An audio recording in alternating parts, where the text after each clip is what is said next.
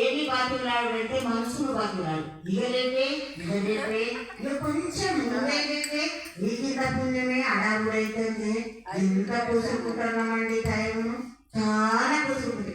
5 నిమిషాలు అయితే లేస్తామంటే అరగంట పోతుంది, ఒట్టిగానే నిండిపోతుంది. మనం తిరగలేకుండా నిద్రలో పోతాము. కాకుంటే మీకందరికీ ఊరేసుకుందామంటే ఎంత శ్రద్ధనో, ఈ భక్తికి పోదామంటే దానికన్నా ఎక్కువ శ్రద్ధ పెట్టుకుంటే మనం అందరం ఇవ్వగలుగుతాం. ఎంతమంది వచ్చింది, మళ్ళీ ఎంత మంచిగా అన్నారండి మీరందరూ కొత్త వాళ్ళు, నాకు కొత్త వాళ్ళు, నామానికి కొత్త వాళ్ళు. నామానికి కూడా కొత్త వాళ్ళే. పాపం మీరు చేస్తే దివాకు చెప్పలేదు కావచ్చు. చెప్పిన మాటకు కూడా నేను ఏ నామం పలికినా ఆ నామం మీరు మంచిగా పలుకుతుంది. మీకందరికీ దయచేసి ఈ టైంలో కొంచెం కొత్త అవుతుంది. ఏమవుతుంది అంటే ఇగసస్సు అంటే ఉంటుంది కాబట్టి ఇగసస్ అన్నదాన్ని తీసేసి ఎప్పుడు మేలుకైతే పుణ్యం. మీరు ఒక వారం రోజులు మేలుకతో వేసిండ్రనుకో, బతుకులాడైనా మనసును బతుకులాడిచ్చైనా వేసిండ్రనుకో, అటెంతా మీలోనే చెప్తుంది. ఆ నిద్ర మీలోనే చెప్తుంది. మీరు అలవాటు చేసుకోక మేము 9కి వండని, 10కి వండని, 12కి వండని, అదే 3:30కు 4 మాత్రం ఎన్నడూ దాటది అంటే పరిస్థితులు, శరీర ధర్మము. అదేదైనా నొప్పులు పెడితే జ్వరం వస్తే దాటకుంటే ఏం చేస్తుంది, అదేంతో ఏం కాదు. మనకు మంచి అవకాశం దొరికింది. ఇటువంటి అవకాశం దొరకదండి, మనకు కోర్టు ఇచ్చినా దొరకదు.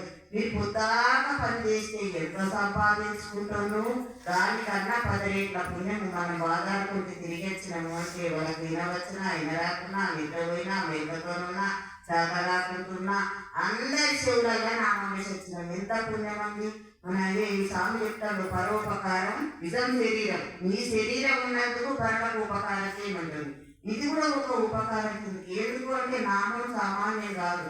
మనము మార్పులను ఎట్లా యాద్ చేసుకోవాలంటే పొద్దున వేసి మార్పులను యాద్ చేసుకున్నా వాళ్ళకు కూడా మనకు సమానస్త్రం అవుతారు. మనం అందరం సమానస్త్రం అవుతామని చెప్తారు పెద్దలు. ఎక్కువ చెప్పిన ఈ టైంలో భగవన్నామం చేసుకునే ఏ సాధు సత్పురుషులు అయితే ఉన్నారో వాళ్ళతో సమానం అండి. మనకు ఇప్పుడు 8 అయిందంటే రజో గుణంలో పడుతుంది. ఏమన్నా తిందునా, ఏమన్నా చేసుకుందునా, ఏం చేసుకుందు, ఏం చేసుకోండి.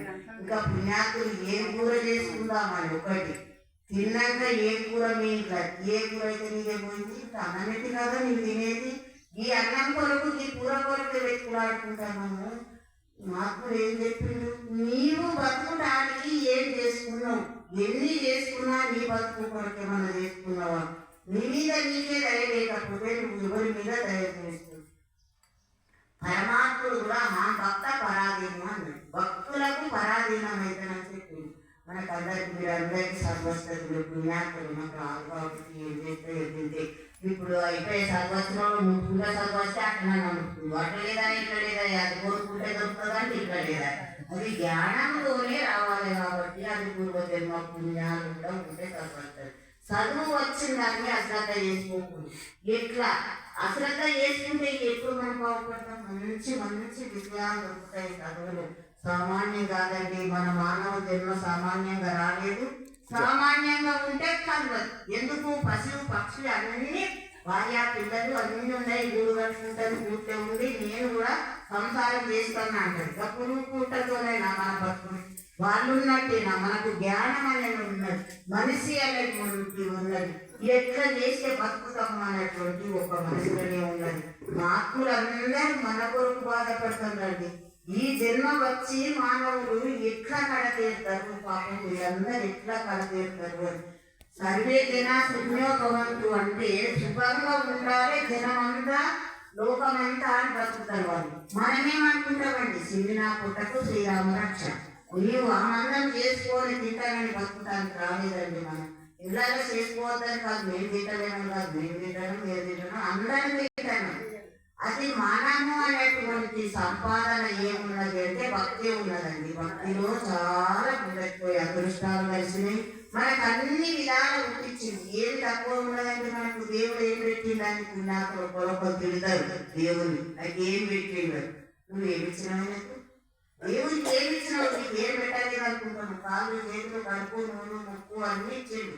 మంచి అడిగేటువంటి ఆ జలరాజ్యం పెట్టిండు. నీకు అట్లా నువ్వు తినంత తింటే నీకు ఆహార జాగ్రత్తలు అంటారు. మరి తినంత తినక కమ్మకుండా ఎక్కువ తింటే ఏది కూర్చోమైతుంది? ఏది కూర్చోమైతుంది? మొదలు కన్నా రాసుకుంటారు.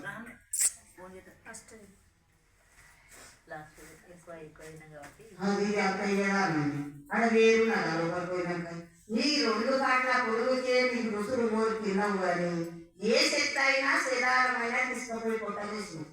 నువ్వు ఏదైతే తినావో మొదటి కుక్క కాదు, ఆ లాస్ట్ కుక్క కాదు, అంతా పుసరం పెడతావు. అంత పుసరం వేస్తే నీకు అప్పుడు ఏమనుకుంటావు? తినేటప్పుడేమో 2 కాట్ల పొడుగు కూరకు రుచి రుచి రుచి కోరుకొని తిన్నావు. అగాధమైన తిండి తినద్దండి మనం. అంటే మీరందరూ మంచి వాళ్ళకి ఏం తినరు, ఆహారంలో జాగ్రత్త అన్నారు. మనుషులపై పుట్టినందుకు ఏమి తినాలి, ఎప్పుడు తినాలి, ఎట్లా ఉండాలి, తినాలి తినకపోతే పండుగ ఉండకపోతుంది. ఎక్కడనుకోవాలి 2 నిమిషాల్లో ఉన్నదే తినాలి తినకపోతుంది, పండుగ ఉండకపోతుంది. పొద్దు కూర్చి 9 అయిందంటే పండుగ కూడా కాళ్ళు కూర్చి పండుగ పెట్టుకుంటే ఉన్నాయి. 4 అయిందంటే తన్నైనా ఎక్కుంది. తెలియదు మాకు చెప్తారు అట్లా. బ్రాహ్మీ ముహూర్తం ఎప్పుడు వస్తుంది అంటే సత్వగుణం వస్తుందండి. 4 నుంచి 8 దాకా మాకు ఇంకా ఎక్కువనే చెప్తారు, 9 దాకా కూడా చెప్తారు. కానీ మంచి గుణం ఉంటుంది, మంచి భావం ఉంటుంది. ఇక అండనా మనం కోరుకుంటే ఇంకా ఎక్కడ తక్కువ ఏదో ఏదో చేసుకుందాం, ఏదో ఏదో తిందాము. కానీ 4 నుంచి 8 దాకా నువ్వు ఏ సత్వగుణంలో ఉన్నావు కాబట్టి నువ్వు ఏ నామం చేసుకున్నా, ఏ మార్పులను దర్శకున్నా ఇలా చెప్తారు. ఎట్లా చెప్తారు? ప్రహ్లాద నారద పరాశర పుండరీక యాసంవరీశ సుఖ శౌనక విష్ణురాజ రుక్మాంగద మర్దన భీష్మ వశిష్ఠ విభీషణాది పుణ్యాం నిమామి పరమ భాగవతాన్ని స్వరామి. అంటే నువ్వు స్మరించినట్టయితే వీళ్ళందరినీ ఆ మార్పులందరూ నీ ఆత్మీయులైతారు. మార్పులకి ఫస్ట్ ఏముందంటే గురువు గారిని ఎంత పెట్టిండు, శిష్యునే ముందట పెట్టిండు. ప్రహ్లాదుడికి నారదుడే మంత్రం ఇచ్చిండు. మంత్రం ఇచ్చిన మొదలే ప్రహ్లాదుడు అన్నాడు చిన్నతనం నుంచి.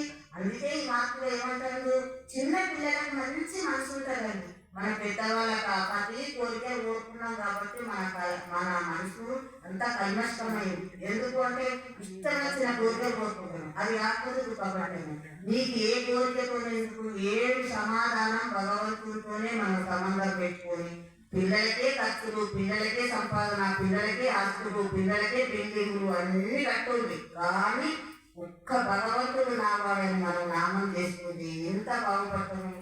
పిల్లలకు అదంతా ఏముంటుంది, ఏది చెప్తే అది పట్టుకునే మనసు ఉన్నది వాళ్ళ దగ్గర. మన దగ్గర లేదు. మనం పట్టుకుందామని మానుకుంటున్నాం కానీ మన దగ్గర లేదు. పట్టుకుందామని లేకపోయినా ఏదో పొయ్యైతే కూర్చుంటాను. కానీ అందరూ వస్తలేరు. ఎంత మంచి అవకాశం దొరికిందండి. వచ్చిన వాళ్ళనే వస్తున్నాం కానీ రాను వస్తామని ఎందుకు అనుకుంటలేరు. వాళ్ళకు అందుపడితే కాళ్ళు ముక్తా వాళ్ళ పడుతుంది మాకు. కానీ ఏం చేయాలంటే మనకు కూరపోయాలని ఏం చేయాలి. కాకపోతే ఆదాయం ఇయ్యడం కాదు భగవంతుడు.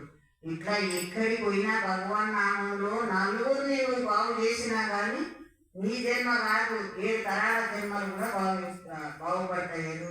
అందుకొరికే మాకు ఇట్లా తిరిగి మనందరికీ మంచి మేలు చెయ్యాలని తిరుగుడు కానీ మనతోని ఆదాయం వస్తుందని కాదు, మన వాళ్ళు ఎవరో పెట్టే తింటామని కాదు. ఈ పూట తింటే రాత్రి ఆకలికే తింటా ఉంటే మరి తిరిగి రాని ప్రయత్నానికి ఎంత లాభం కావాలి, ఎంత సంపాదించుకోవాలి. సంపాదన కావాలండి. మీరందరూ దయచేసి ఇంతమంది వచ్చిండు, రేపడుతుంది ఇంకా పెరిగే అటువంటి ప్రయత్నం చేయండి. దాన్ని ఇరిగేటట్టు చేసుకుంటున్నాం. చలి పెట్టాలంటే దాని కాలం అది. మన కాలం మనం తెగబడి నరికే వాడికి 1 వేల 2 వేల కాలువల వేల అన్నాడు. కాళ్ళు దిగండి కత్తి దిగదు. మిరపిట పెట్టుకుని కూరగాయలు పెట్టుకుని పోయేది పోతారా? మన మనసు కూడా గసంటిదే. ఇగసత్తు అని చలికాలం కావచ్చు, కొన్ని రోజులు అయితే అయిపోతుంది చలికాలం. మరి చలికాలం అయిపోతుందంటే మన కాలం కూడా అయిపోతుంది. స్వచ్ఛంగా పోతే వస్తుంది. దిగుముఖం పట్టింది. మరి దిగుముఖం పట్టినప్పుడు మనం ఎంత పెరిగేది లేను, ఎంత పెరగాలను. వచ్చే వాళ్ళందరూ వస్తే అదృష్టవంతులం. రాజా రామచంద్ర భగవానికి జై.